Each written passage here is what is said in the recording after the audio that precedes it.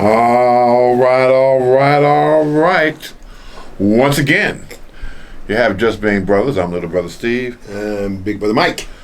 Today, going to do a different angle. Going to step back and have a little lightweight fun with some terminologies, idioms, expressions, but basically idioms.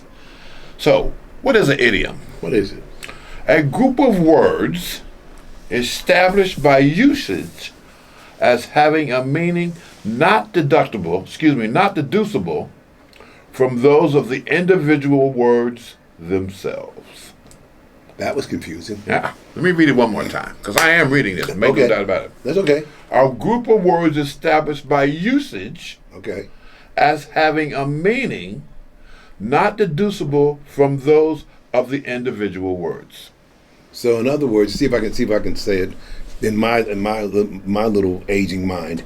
Words, a group of words that when you put them together, they have a meaning, but the meaning has nothing that you can't determine what the meaning is from the actual words. That's exactly right. Bing, bing, bing, That's bing, bing, bing. Exactly Okay, good right. for me. All right, good. So, right. Here's another. I got 2 or 3 definitions here. A characteristic made of expression. Characteristic made. Okay. Here's another one. A phrase that is common to a certain population, typically figurative, and usually is not understandable based solely on words within the phrase. And that's because of, I'm going to say it and see if you agree, many of these things are derived out of a specific culture. And we'll come back to that. Okay. Keep that on fire. Okay. Last one. Many of these expressions have their roots in history, legends, and traditions, aka cultures. Yeah. Yeah. So and legends. Legends. That's a good one. I hadn't thought about that. Legends. Yeah. So we're going to go through a few. I think I'm going to start off. Going to ask you a couple. And see if you can give me what you think the meaning might be. Okay. And I don't have the meanings for all of them. I think I know some of the meanings, but people have interpreted some of the meanings as different things. So here we go. The one that I think is probably the one we heard the most earliest in our life. A penny saved is a penny earned. That's true. A penny saved is a penny earned. So if I save a penny, I earned it? Or did I earn a penny and save it? A penny saved is a penny earned. I had never thought about that. Did I save the penny, thus I earned it, or did I earn a penny and then save it? Right. So that goes back to the definition that I read earlier. Okay. And I think that one came, and correct me if I'm wrong. If not, you folks can look it up who are listening to the podcast, because we don't always know everything. That's right. But I think that's a Benjamin Franklin. One of his many sayings that he had, like many hands make light. Okay. Maybe. I'm not certain, but okay. Okay. Continue. I'm sorry. Here's the one. Dime a dozen. Yes. What does dime a dozen mean? When you hear somebody say, oh, they come around a dime a dozen. That's a dime a dozen. What does that mean? To me, it's something that's cheap and easily accessible, and it is cost less, than usual. That's so right. Anybody can get it. Dime a dozen. You know, I mean, if you talk about a dozen eggs and it's a dime a dozen, that's less than a penny an egg. Here's one. 2 to tango. Whoa. 2 to tango to me means that it takes 2 people to do anything, and it's usually used, we go back to traditions, it's usually used when people who are trying to find a way not to fight, argue, or disagree.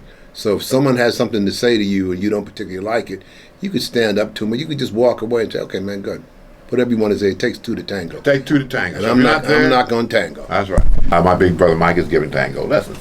Anyway. To their feet. Next one. This is interesting. Sat on the fence. Yes. That one I can visualize.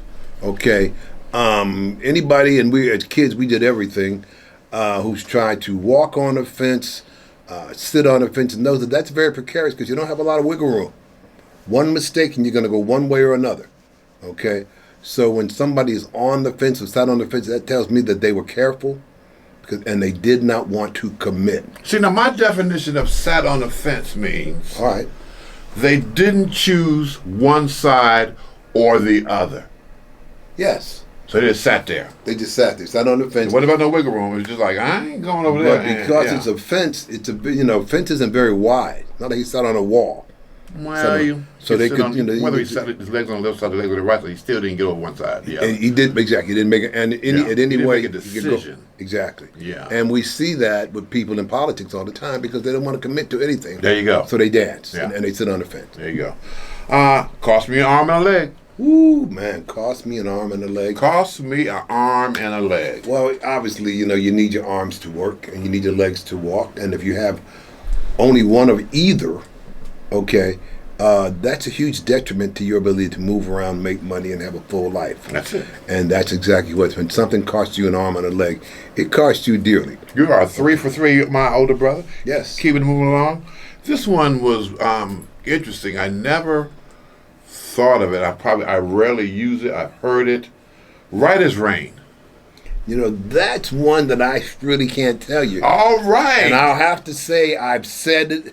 There's a song by the great Stylistics, led by Russell Yes. Dawkins Jr. called "You're as Right as Rain." What do you think that means? Here's me, and folks at home, like we said, if you read anything you read about us, from Cairo to Crypto, we say a lot, but we don't always know what we're talking about. Not always. We're here for entertainment more than information. But here's what I think it means: rain is something that's right. Okay, it helps with the growth. Okay, it nourishes our field and our growth. It's right, and so you're as right as rain. But other than that, man, I'm sure we got to go back to Sundown Town to find out what the hell that means. So basically, and you're in the ballpark. It means good health. Oh, Good health. you're as right as rain. Okay. Yeah. That was an interesting one when I pulled that one up. Here we go. We're not going to spend too much time on these. Fit as a fiddle. Wow, I've said that. Fit as a fiddle. Fit as a fiddle. It's embarrassing, man. I gotta tell you, podcast listeners, it's embarrassing. Why?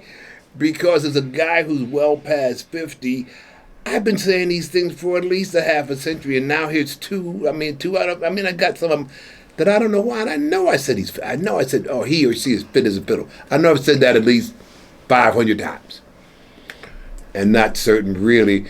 How does a fiddle? I've never had my hands on a damn fiddle. So how the hell do I know how a fiddle fits? So other than the fact that it's alliteration, FF, that's all I can think of. This is one I should have written down, the definition, but I just kind of partially wrote down. It means you're in good shape. I know what it meant. I just where did it come from? Okay, I couldn't find these. So history, lore, tradition, something like that. Probably Sundown Town. Get your fiddle and get out of here.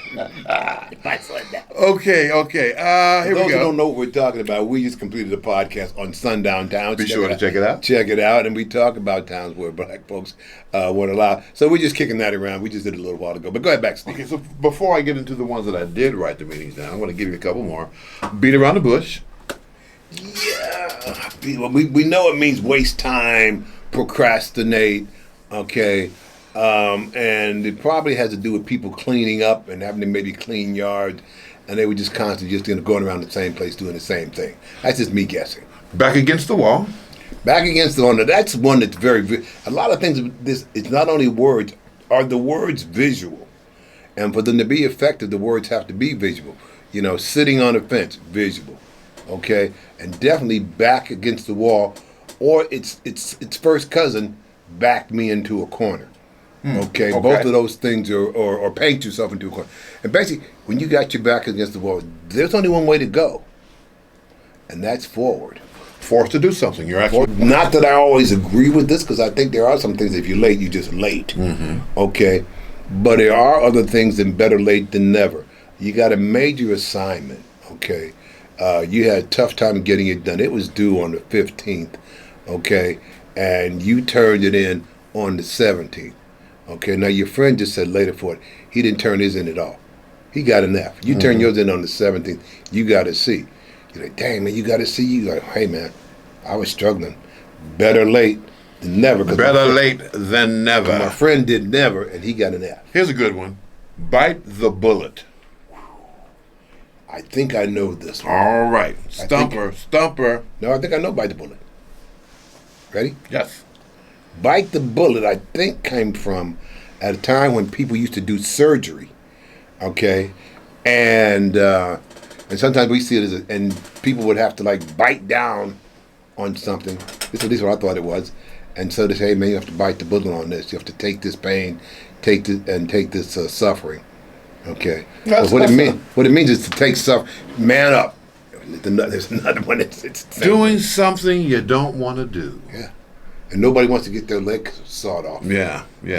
So yeah, you gotta bite the bullet. There's a couple. What other things could go on? Bite the bullet. There's a couple others that but that's definitely one. Gotta just bite. Here we go. Cut corners. Easy. Okay. Here's another one that I Very like. shortcut. We'll cross that bridge when we get to it.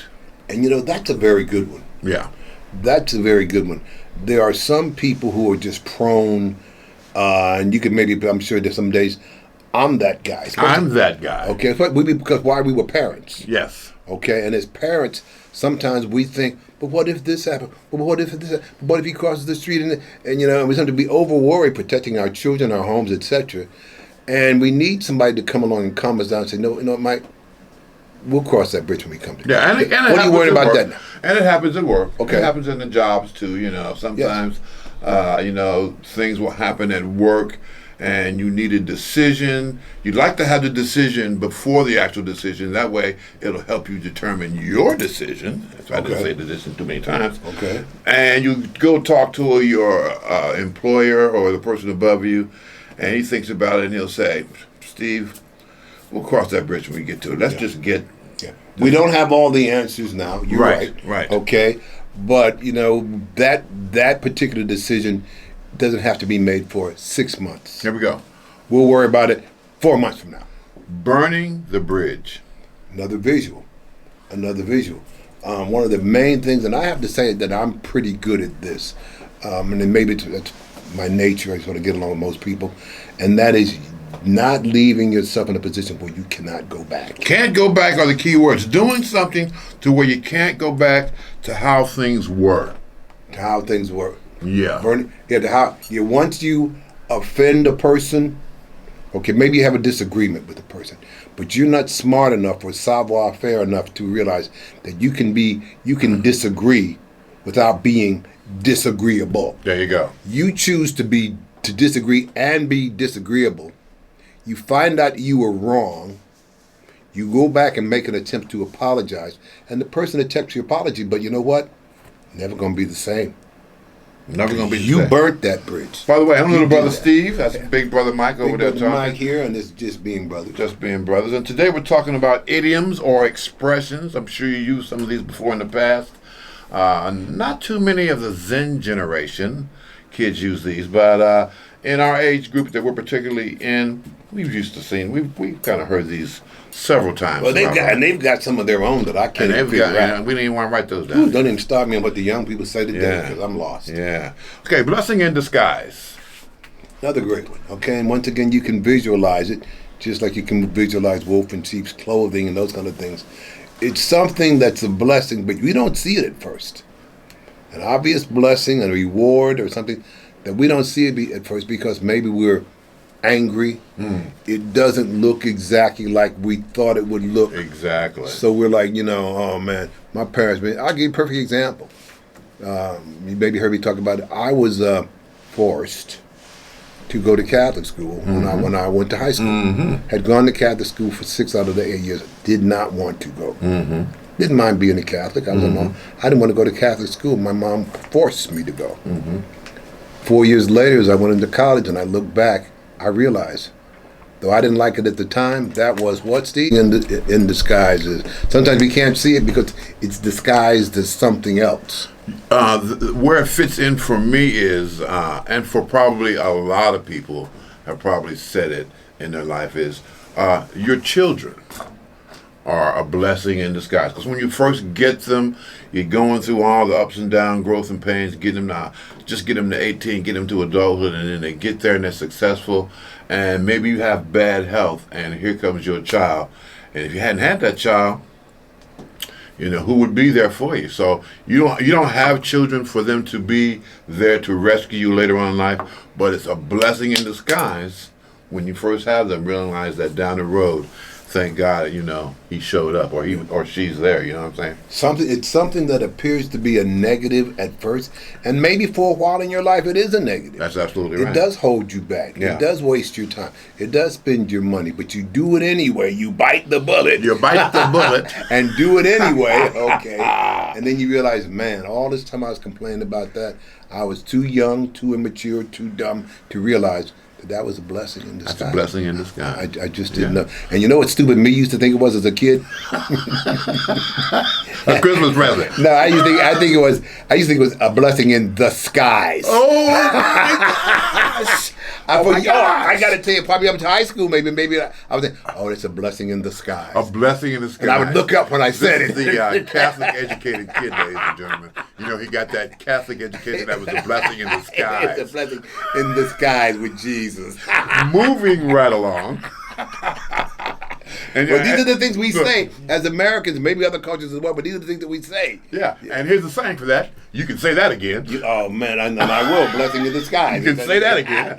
No one say it anymore. That was enough. So you can say that again. We all know what that means. Okay. And that's when somebody says something to us and they are absolutely 9 times out of 10, maybe 10 times 10, correct about what they just said. And we want to make sure that they know it, so we tell them in so many words, you can go ahead and repeat it again.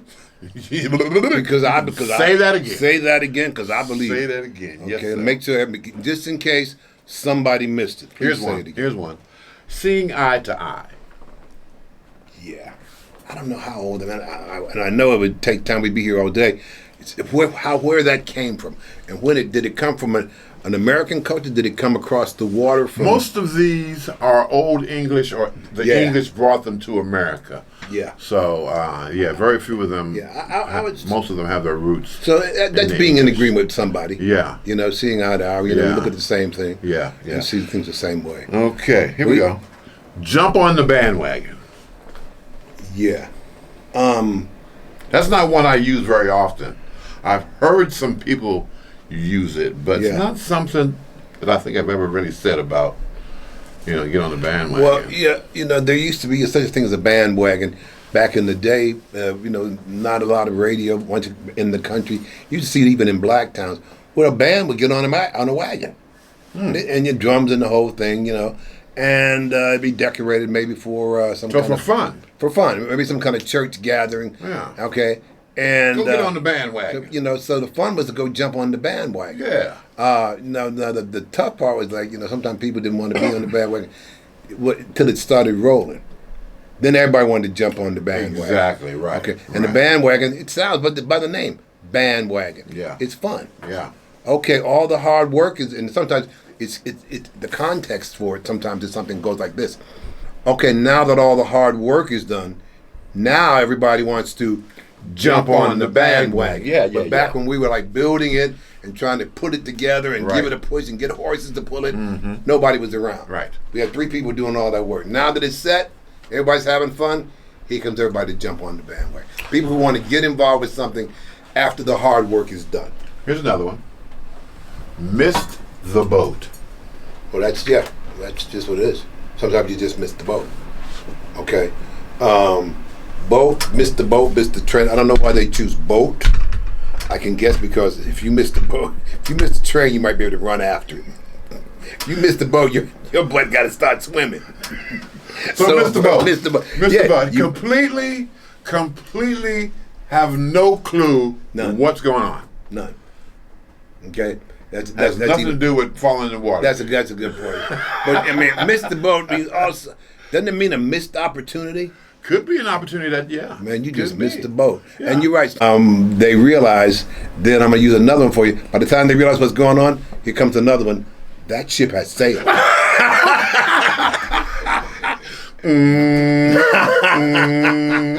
Dang, that's supposed to be on that. You missed the boat, bro. What? Yeah, man, that ship has sailed. Excellent.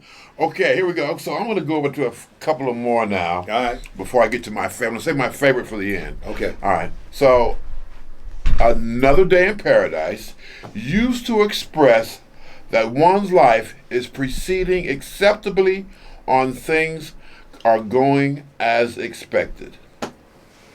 Used to be. Okay, so if someone would say, you would say to me, Mike, how's everything? I said, man, another day in paradise. Things are going great. It used to mean things are going great. Does it still mean that now, That brother? was kind of a sarcastic statement. I agree. I Yeah. agree. It's driven, Yeah. you know. Well, you know, and it's real simple. You know, you walk up to a person in their pod, and they're just got out of their Bentley, okay, and their chauffeur is putting it into the house, and the maid is out front. They're saying, "Come on in, dinner's on the table." Okay, like, man, this guy got a big mansion, driving a Bentley, man. You know, how's it going with you? Dude? Hey, man, look around. Just another day in paradise. Then 5 miles down the road, there's a guy with a broken down hoopty. Mm-hmm. Okay, he's just got through from under the car, fixing it himself, changing his own brakes. Gonna go in house and have franks and beans that his wife is gonna make. Life is, it's not bad, but it's far from being good. Now that sarcasm gets in there, and they say, "How's it going, Joe?" He's like, "Look around, man. Another day in paradise." Another day in paradise. And once again, contextually, you look like he's being wise. Side note. Go ahead. Phil Collins has a song. Barack and Michelle. They seem to have the idyllic lifestyle. The two little girls, well, young ladies now. And all of a sudden we find out that they've been fighting behind the scenes for years. Oh, somebody who may want to say to the "Oh, I'm sorry to hear that." No. Or somebody who's maybe not that sorry to hear that would go like, "Oh, so it looks like a little trouble in paradise." And there you go. Okay, so that There you go. it depends on why you Right. And that intention is a big part of all Right. of And these. that person didn't have to be envious of them. He just happened to be dropping a little message. Yes. Moving right along. Because we have a few left. Yep. Now this one is probably going to shock you because when I saw it, it kind of shocked me. Another day, another dollar. Now before you say anything, I want to Go ahead. comes from the building of the Panama Canal, where workers were rumored to receive $1 a day for their labor. I apologize for not knowing the year that was, but I'm certain it was in the early 1900s. Yeah, I'm going to say 17, I think is what it was. Okay, all right. Yeah. And so $1 a day, $5 to that. What is $1 a day? Is $365 a year. For building the $300 a year. And we know how labor was and how hard that was. That was very, very difficult Yeah. because they got to dig out a bunch of Yeah. mud Yeah. and water and bringing all this heavy cement and it was a crazy job. I think I go back. Took years. Oh, absolutely. Yeah. Then to go back to context again, if I'm a guy who's used to making $5 a day, and they go, "How's it going?" Like, another day, another dollar. But if I'm a guy used to making 50 cents a day, and somebody says, "How's it going?" Like, "Hey, man, another day, another dollar." So I think it depends on your perspective on that. However, if I were to say overall what I think it means, and you can tell me what you got, Steve, it means like same old, another day, another dollar. Everything is routine. Nothing eventful or extraordinary has happened. Another day, another dollar. Same old, whatever it is. Here we go. Live to fight another day. Yeah, I like that. And let me see. There are people who are combative by nature. Yes. Okay, that's just how they are. They don't, whatever it is, let's fight. We can't talk. No, let's fight.